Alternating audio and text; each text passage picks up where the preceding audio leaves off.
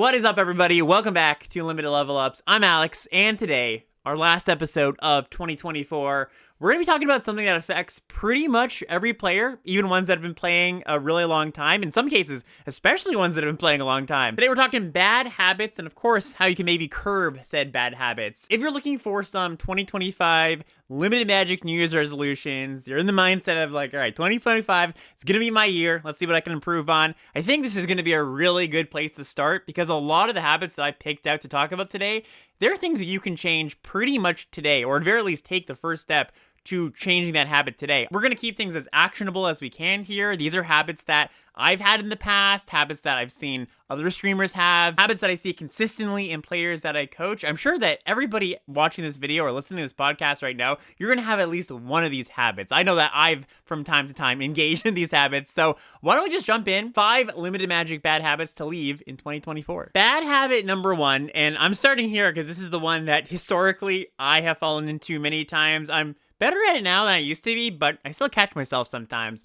It's playing too fast. An adjacent bad habit to this is playing on autopilot, but either playing on autopilot or playing too quickly. The core issue with both of these is that you're not playing with intention if you're playing too quickly or playing on autopilot too often. If you're not stopping and thinking, all right, what's my plan for this turn? Do I have a plan for this turn? How do I want to sequence things? What can my opponent have in their hand? What mana do they have up? What could that mean? All these questions that if you're just, especially on Arena, I think the Arena era has definitely exemplified this issue. But especially if you're just kind of sitting there clicking through your cards, there's all these layers of the game that you're essentially just not thinking about. You're missing out on. Not to mention that when you're playing too quickly or just not paying as much attention as you should to the game, you just make some really stupid mistakes sometimes. Like yesterday, I was streaming, I was playing Pioneer Masters. My opponent had a Dreadhound on the battlefield, the 6-mana 6/6 that mills some cards and has some other abilities, but the important part here is it's a 6 toughness creature. And I admittedly was playing pretty quickly. And I had a Draconic Roar, which is a 2-mana deal 3, and a Wild Slash in hand, which is a 1-mana deal 2. And for whatever reason, my brain just short-circuited to 3 + 2 = 6, which, obviously doesn't. It equals 5. And I cast my deal 3. I was about to cast my deal 2 on the Dreadhound and went, uh-oh, that's not actually going to kill it. And I could have easily not have just ripped up a piece of cardboard in my hand, virtual cardboard, if I just took literally 3 more seconds to think about my turn. So if this is you, and you're like, yes, I have that bad habit, I would like to stop playing so quickly, what's the solution here? I think what you're looking for is creating intentionality, right? Creating a moment where you're thinking, I'm doing this thing in the game, whatever it might be, for this reason. For me, the most effective way to get to that spot of saying like, why am I doing the things I'm doing, is narrating my plays out loud. And of course, as a streamer, this is something that I do all the time. But even when I'm not streaming, if I'm playing an important event, an Arena Open or something, I'll still talk out a lot of my plays just to keep myself honest, to make sure that the thing that maybe my intuition is telling me to do is actually logical. Because one thing I want to make clear is that you do need to rely on your intuition, your autopilot to some degree. It takes up a lot of mental energy if you're always in that like slow thinking mode of like, okay, I'm going in the tank every single decision. You can't do that. You have to off-put some of this to your autopilot. But you also need ways to break up that autopilot so you can check yourself and be like, yes, does this make some logical sense? And I can guarantee if you're not doing this already, you're going to catch yourself going, wait, that doesn't actually make sense. I shouldn't approach that. If I take that plan, it's actually going to lead me down a bad path where, maybe you're playing an aggro deck and you've got a combat trick in hand. You're like, okay, I've got good attacks. I got this combat trick. And you make your attack and then you go, oh, wait, yes, I can win my combat with this combat trick, but my opponent's got 4 open mana up. And I don't want to take that risk of casting my combat trick into so much open mana. That's the exact kind of play that if you're just playing on autopilot, your aggro instincts are like, yep, I'm going to attack. I've got good attacks. Just take 2 seconds to think, what's the next step? What comes next? Actually, if you've ever taken an improv class, I actually never have personally, but I've seen people take part in improv classes. And one of the classic things they say is the concept of yes, and, right? It's kind of saying like, okay, if my improv partner says, yada, yada, yada, I go, yes. And it kind of continues the train of thought. I think the same thing applies to Magic in a lot of ways where it's like, I'm going to do this. And what's going to happen after that? And what's going to happen after that, right? You're extending your thinking, not just from that initial play, but going, okay, well, if I do this, then what? And then what? And then what? I think that's another tool that can really help you slow down your thinking. So yeah, that is the number one thing that helps me slow down personally, narrating my plays. And also, this doesn't have to be a verbal thing. It can just be a mental thing. I think if you're in a space that you can talk out your thoughts and you don't feel, weird or embarrassed about it, you don't want to do it as you're playing on your phone in line at the grocery store necessarily. I think it helps to do it verbally. It just makes it a bit more tangible and makes, has a kind of more of a physical barrier to slow you down. But mentally it works too, right? This is maybe just another way of saying, how am I developing the thought process of what I should do in each turn? Like, if anything else, even if you don't think you play too quickly, this is something important that you should be doing. Like, you should be planning out your turn. Some other tactics that help. One is practicing intentional pauses, which is saying to yourself, on each of my turns, when I play a game of Magic today, I'm going to stop, take a second, smell the roses, and then continue.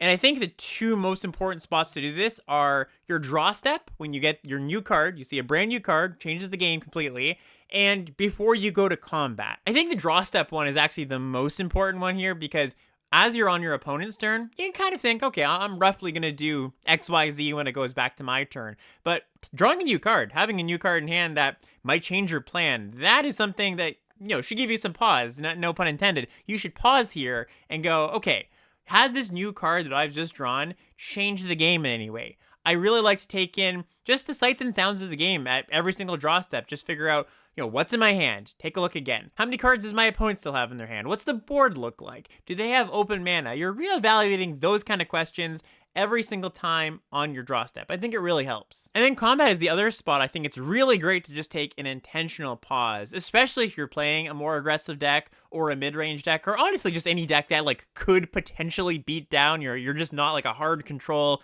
all counterspells deck. Any deck that's playing, a fair amount of creatures where your main plan of winning is attacking, it's always good to ask yourself, do I have a good attack? Do I have a good attack? And that's going to change from turn to turn based on what your opponent attacked with, the cards you drew for a turn. It's really easy to go from one turn being like, I actually don't have a good attack, go to your next turn, not reevaluate, and then still believe that you don't have a good attack. When, if you just took a second and actually reevaluated everything that's happening in the game, you might go, oh, I do have a good attack. And often what happens is, you realize a turn or two later, if the game has changed, like most people will be like, oh, now I have a good attack.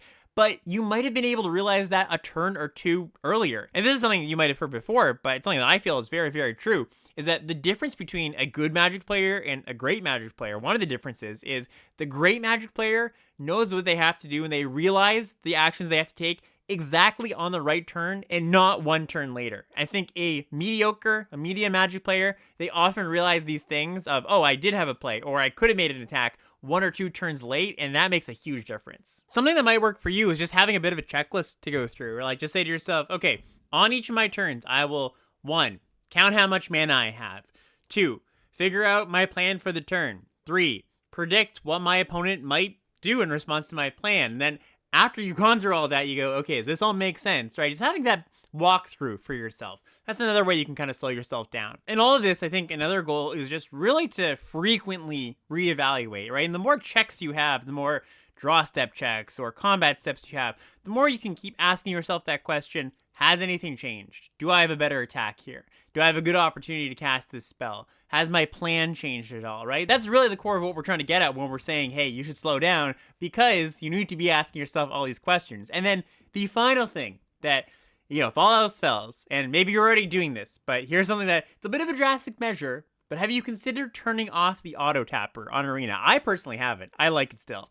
Even though once in a while, it does cause me some pain. But turning off the auto tapper is a surefire way to give you that few extra seconds to be like, wait a second, is this actually a good thing to do? We've all had that moment where it's like, the second after you click something, you're like, oh, I shouldn't have done that. If you find you have a lot of moments like that, then yeah, turning off the auto tapper might be a decent solve, at least, as some training wheels. You can turn it back on at some point, but just to develop these skills of pausing, waiting, thinking. All right, second bad habit I want to talk about is getting into mental game a little bit. And it's not giving in too often to the rage draft or the revenge draft. This is the one where, you jump into a draft, you owe 3, you won 3, and immediately, right after, you're like, gotta get back in the queue, right? It's an instinct in a lot of us. That feeling might stem from, kind of the gambler mentality of being like, well, I just lost a lot of gems. If I just get back in the queue and trophy, I'll win a lot of gems back. It could stem from just wanting to prove to yourself that hey, I'm still good at Magic. I'm still good at this format. I've trophied before. I can trophy again. That 03, that wasn't representative of the true me. Let's get back in the queue. I'm sure I'm going to do fine this time. And this isn't me saying you should never do this. This isn't saying don't draft again after you've 03'd. This is saying make sure you're honest with yourself and make sure you know yourself and make sure that when you do jump into that next draft, you're in the best state of mind you can be for winning that next draft. A lot of times what happens, and again, this is something that I've fallen victim to before in the past. I've seen streamers, a ton of streamers fall victim to this. The issue is when you jump into your next draft and you're just not thinking straight because that last draft didn't go how you expected. You really wanted to do a little bit better, and that means you're not going to draft as well. It means you might be more inclined to force your first pick. It means you're not going to play as well. It generally just leads to you losing more, which just exacerbates the problem, right? It kind of snowballs on itself until you're 5 drafts in, you look at the time, it's 3 in the morning, you're like, uh-oh, what's happened here, right? Like, that's an extreme example, not going to happen to everybody. But I think even like the second draft after your first loss, you suffer a dramatic loss in your focus and just your true potential if you go into it tilted. The solution to kicking this bad habit is definitely going to vary from person to person, right? Anytime we're talking about mental game, it's not going to be a one-size-fits-all kind of thing. But I would ask, why? Why do I feel the need to jump back in the queue? What's pushing me to do that? What inside of me is driving me to make what you probably know is not a very good decision? I think one of the easiest solves for this is just set a cool-off period for yourself. 5 minutes. That could be all it takes. After you didn't do so well in your first draft, just take 5 minutes. Go for a little bit of a walk, watch a YouTube video, do something that's maybe not Magic related. It gives you a bit of a reset. And then after that 5 minutes, maybe 10 minutes, you come back and you're like, okay, well, not only can I better make the decision of should I actually draft again, but 2, you're already going to be in a better state of mind to draft again. So that's like a really easy solve. Just take 5-10 minutes, take a little bit of a breather. I think it's really important to recognize that anytime you're playing an online game that asks you to pay money, has gems, have some sort of currency, arena, could be Hearthstone, could be anything. These games, they want you to stay in the game as long as you can. They want you to spend your gems. You're kind of fighting against the game itself in a lot of ways, right? If you resonate with this kind of behavior, like I am somebody who jumps back in the queue, wants to get back in, you're fighting against a game that wants you to do that, right? This isn't just like, I'm so weak-minded, like I fall victim to this all the time. As much as this might feel like a mental battle against yourself, and it is in a lot of ways, it's also kind of battling against the systems that keep you in the game, right? So you can kind of look at it like that, where it's like, I'm not fighting with myself. I shouldn't look to myself to be like, oh man, like why can't I just win? I think it might help to be like, well, this thing is here and it wants me to press that button. Let me see if I can step away from that, not fall into that trap. And if you are somebody who feels that way, like you're really drawn to just, clicking that button again, especially, for arena opens, this is a big thing, right? Where you're like, didn't open a very good pool, I've maybe lost a few times, you fire 3 bullets, then you lose your next one, and the next thing you know, like you're on your 7th bullet, and you're like, how did that happen? If you are somebody like that, I would just suggest trying to set a hard limit for yourself, right? For your drafts per week or per day. Just make sure, once you hit that limit, you're not going to do another one. Same thing with arena opens. If you are somebody who wants to keep track of this kind of stuff, wants to make sure that you're not going overboard, just say, okay, I'm going to have my 3 bullets. That's it. No more. That can kind of be your way of fighting back against this game that does want you to stay in it as long as humanly possible. I also think something that could help is finding some sort of replacement behavior for that impulse you have of just jumping back into the queue.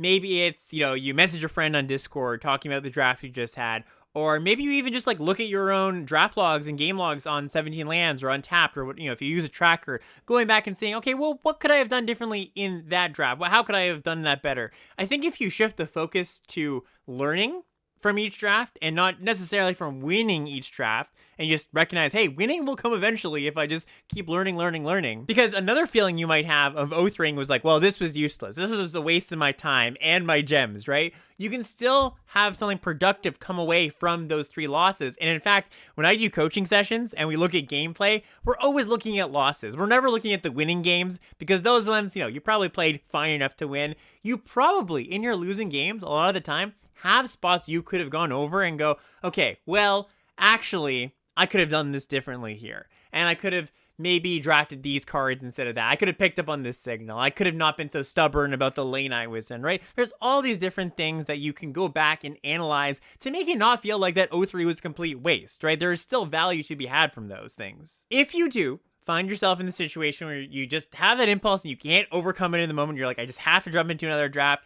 What I would suggest actually is drafting, but then not playing out the games. Because I think for the most part, games are more influenced by tilt than the draft. As in, if you're tilted, I think it is harder to play the games than it is to draft. So if you just draft your deck, set it aside, say, all right, I'm going to come back to this tomorrow, maybe later in the day. I think that's actually a pretty good solve too, because you get that release of being like, okay, jump back in, back on the saddle, but then you don't have to play out all your games, play them tilted. You can come back when you're feeling a little bit better. And just quickly, if you're enjoying the show and you want to support said show or any of my content, honestly, go check out the Patreon, patreon.com/limitedlevelups. This is not a show that generally has sponsors. We are a very crowd-funded show over here. So if you like what we're doing, go check that out. Also, go check out all the benefits over there that we offer. All those benefits getting you better at Limited Magic in some way. That's patreon.com/limitedlevelups. And now back to the show. All right, swinging things back here to the strategy side of things. We're going to talk about a bad habit that I see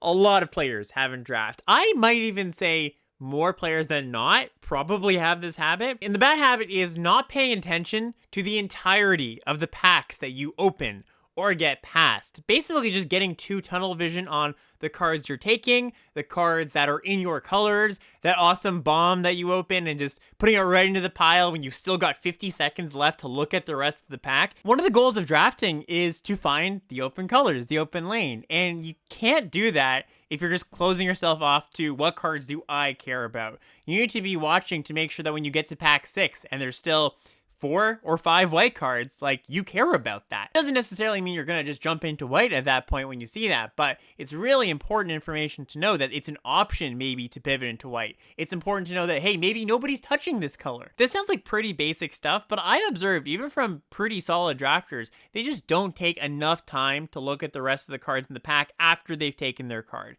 And where this really comes into play is once you get to pack 1, pick 9, or any pick 9 basically, the wheel pack, where the cards that you have seen in pack 1 come back around and you can definitively say, I know what was in this pack and now it is still there or now is now missing. If you didn't take inventory of what those cards were, pick 1, pack 1, you're just going to have absolutely no idea, and you're going to be lacking important information that you should know and need to know for figuring out what are the best colors to get into, what are the open colors. Now, I don't have time today to do a super deep dive on how to read the wheel and, putting all this stuff into practice of what to do once you take in the information of, here are the cards I'm seeing in each pack. If you want that, there's a bunch of videos I have regarding that. Specifically, the one you might be looking for is top 5 ways to use the wheel. I'll actually link that down below. I deep dive pretty deep into that topic in that video if you want to check it out. But I'm not even talking about what to do with the information of, okay, here are the cards in the pack. I'm just talking about the gathering of the information and how some people skip over that gathering of information step.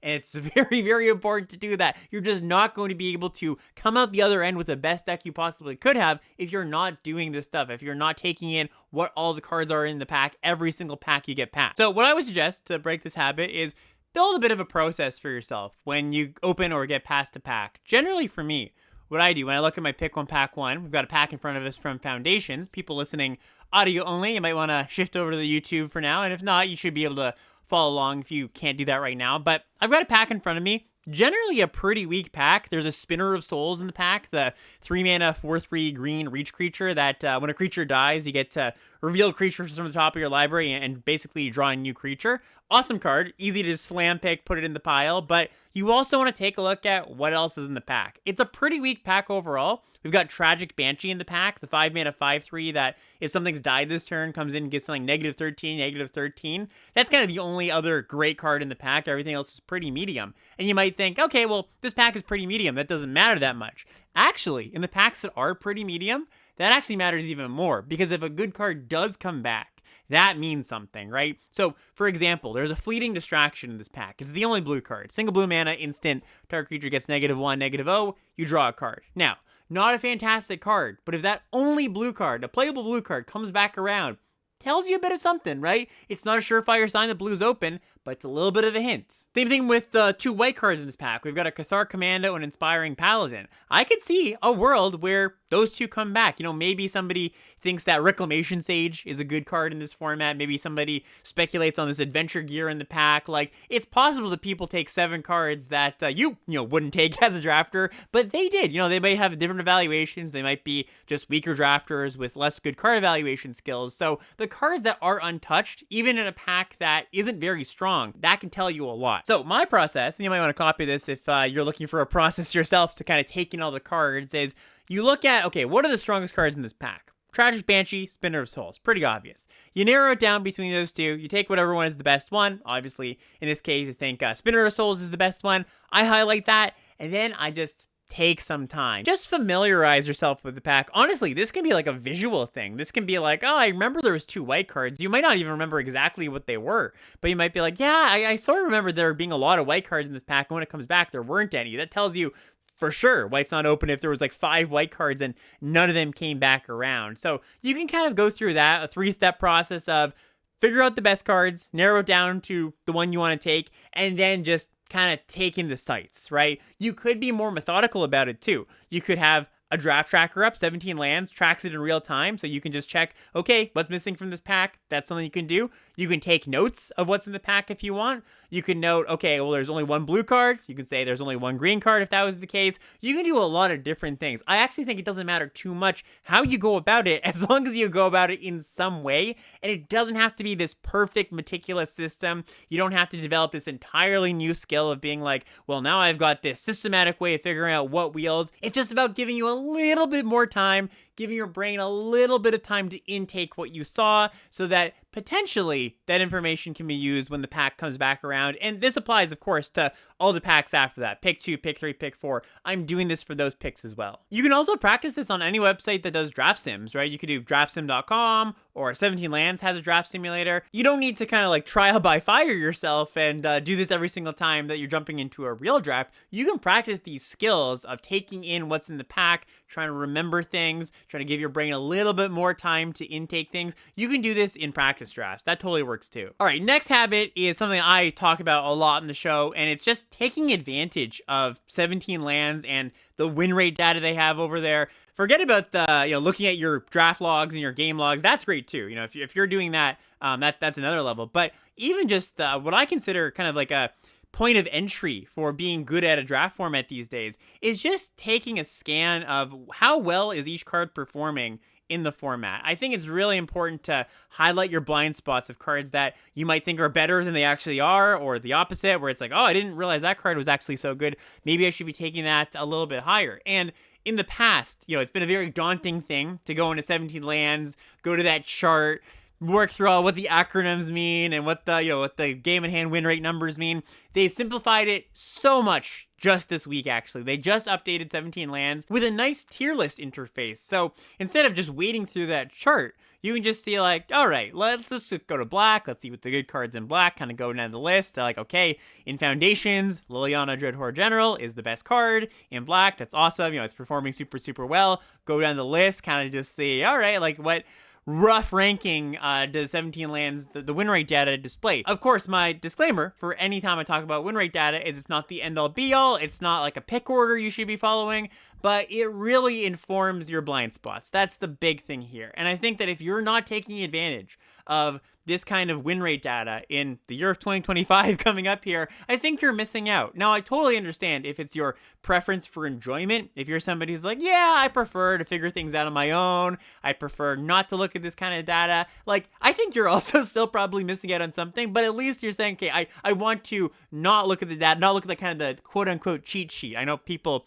sort of feel like data is a cheat sheet in a lot of ways, or they're like, I don't want to ruin the format exploration. I totally get that. But if you don't have any qualms about that, I really think you're putting yourself a step behind everybody else who is using the data and is setting those benchmarks for themselves, seeing how good cards are, generally figuring out how that should dictate their pick orders. Also, this is on 17 Lands. I'm currently on 17 Lands, but if you use untap.gg, that overlay, their website also has a very similar thing.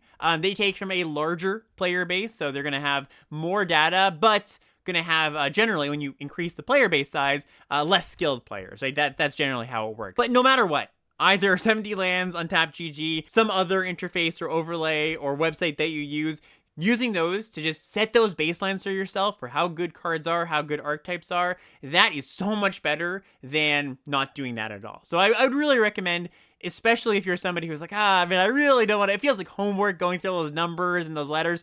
No more. Very nice interface here on 17 lands, and like I said, Untapped GG has a very similar thing. Another way to look at this is like the best players in the world, they're using this too. Like when I interview people for the Pro Tour, they often say, yep, our testing team heavily referenced 17 lands. You hear Paul Cheon talking about using 17 lands a lot, LSV. Of course, Sirkovitz, very big proponent of 17 lands. So, if you're still lagging behind on using these tools, I do think you're missing out to some degree. I think that they offer a lot, especially when you're trying to find your footing into format. Final bad habit that I think is really important to try to kick, and it's probably the toughest one on this list. But if you are somebody who wants to get better, wants to improve, I imagine if you've watched this video this long, this is probably you. I really think it's important to not blame external factors for your losses and look inwards first. Basically, focus on what you can control, focus on the things that you could have done better. Don't focus on, I got mana screwed, my opponent top decked the perfect card. There's a very fine line between recognizing that Magic is a game full of variance, which it is, definitely want to recognize that, and blaming it for all of your losses. You should always look inwards first. There are going to be games where, there was nothing you could have done. I review a lot of game logs from people that I coach that I go, I think you played this game pretty well. It just ended in a loss. Wasn't really anything you could do. But there's an equal number of games, actually probably a greater number of games where I go, there's a few things I think you could have done differently here. On turn 3, we played the wrong land. On turn 5, we missed an attack. There's almost always something in your draft or in the games you play that you could have done better. And this is something where you can hear it. I'm sure if you are a player on the journey to self-improvement, this is something that you're already thinking about. This is something you go, I know I shouldn't just blame variance. But our brains are fickle things. They really try to trick us. When you lose, your brain's instinct is protection, right? You want to cover up that feeling of personal failing. Our brains want to blame something else. And you'll see, just in the world in general, people are always looking to put blame on something else, on somebody else. I think that transfers over to Magic too. So, really, if you feel those feelings of, I drew too many lands, that's why I lost, go back. Was there a spot in the game where even if you did draw as many lands as you did, you could have done something different and it would have resulted in a different outcome? I think there's so many opportunities for improvement just by looking back through your games, maybe even making notes, right? If you're really serious about this, if you're really serious about improving, I would suggest going through all of your games, writing down notes. I tell some of my coaching students to do this. If they're really serious about focusing on getting better at their gameplay, or even in draft, you could do it in your drafts too. Note, hey, this is a decision point where I did A instead of B. Maybe I could have done B. What would it look like if I took option B? And a way to get over the feeling of variance and it being, maybe a larger part of the game than you would like is just to play more games, more reps. If you're feeling like you're consistently losing to bad luck, playing more matches just gives you a bigger sample size, right? And over time, you will tell if it's luck or if it's you, because over a long time, you can't be unlucky forever. So if you're still having a lower win rate than you would like, there's probably something in there that it's up to you, because even the best players in the world, sure, they have bad streaks all the time. Do they have month-long bad streaks? 6-month-long bad streaks? Most of the time, no. If you're playing your best, just the best of your ability, making correct plays, your luck's going to come back eventually, but it's not going to come back. You're not going to feel like that if you are making mistakes, especially ones that you might not know you're making. I think it's also really important to set yourself up for realistic expectations. One of the things that when I stream, people go, wow, you don't tilt. And I tilt from time to time, but it's not like in the smash my keyboard kind of way. It's kind of the get a little bit thrown off balance kind of way. But in general, I think it's true. I tend to not tilt that much. There's just not that many things that tilt me in a game of Magic. Part of that is what I just said. I've played a lot of games of Magic, so I kind of have seen the ins and outs of what could go wrong in a game of Magic. But also, I go into the game expecting that sometimes I'm going to be mana screwed. Sometimes I'm going to get flooded. That's what I'm signing up for, and I'm not surprised when it happens. And it's easy to be like, oh, just don't be surprised. Just expect these things. When you feel them, you feel them. There's no getting around your feelings. What I hope this is coming across as, not as, don't feel those feelings. I hope it's coming across as make sure you're recognizing those feelings, make sure you're recognizing where they're coming from, and then you can transform them into something a little bit more productive, something that will help you win more in the future. Another thing you can do, look for another set of eyes. Go on Discord, Twitter, Reddit, anywhere that other Magic players are gathering. Really helps to get some feedback if you can take it. It can be a bit of a vulnerable moment for sure, asking for feedback. But again, if you are serious about getting better at Magic, it's something that I think you have to do. You have to have some humility about it. That's gonna do it for today's episode. Thank you all for listening and watching. Hope you enjoyed this one. January. It's going to be an interesting month. Not a lot going on in the limited department as far as new sets. We've got Aether Drift coming out mid-February. We've got Foundations and Pioneer Masters still on Arena. But from what I've gathered, people are a little bit cool on those sets, not drafting them as much as, the regular standard draft sets might be drafted. So I think January, I'm going to be really looking to do more level up content, more episodes like this. Generic, you can apply to any format kind of episodes. I've had a lot of requests for that kind of stuff, just wanting more fundamentals. Do let me know if there's a specific topic you'd like to hear some words on, a level up on. Leave that in the comments, leave that in the Limited Level Ups Discord. Always looking to get some suggestions. I want to talk about what you want to hear, so please do leave anything that you would like to hear me talk about, and I think that's going to do it. Thank you so much for watching and listening. We'll see you next time.